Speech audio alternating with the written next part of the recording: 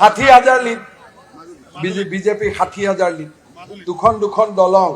এখন medical college 60,000 lead direct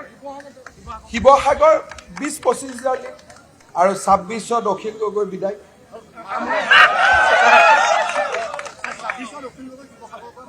একেবাৰে বিদায়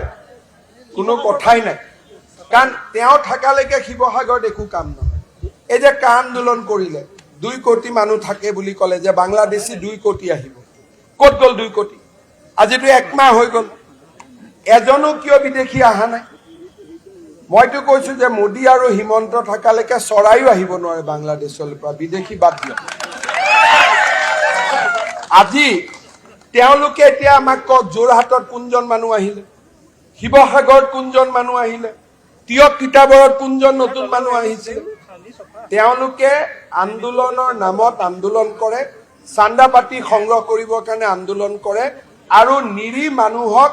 মৃত্যুৰ কোলাত ঠেলি দিবলৈ আন্দোলন কৰে 5 জন শহীদৰ মৃতদেহে অখিল গগৈ লুৰিণ গগৈ গৌৰৱ গগৈক নেৰে তেওঁলোকক খেদি ফুৰিব যে আমাক কিয় মাৰিলে ইয়াতো বিদেশী এজনো অহা নাই আজি যদি তেওঁলোক শ্মশানৰ পৰা কবৰৰ পৰা যদি উঠি আহিব পাৰিলেহেঁতেন হিমন্ত বিশ্ব শৰ্মাক ক'লেহেঁতেন আপুনি ঠিক কৈছিল আৰু অখিল গগৈ লুৰিণ গগৈ গৌৰৱ গগৈক গৈ ভূপেন বৰাক প্ৰশ্ন সুধিলেহেঁতেন যে আমাৰ অৱস্থা কিয় আপোনালোকে এনেকুৱা কৰিলে আমাৰ মা দেউতাই কি দোষ কৰিছে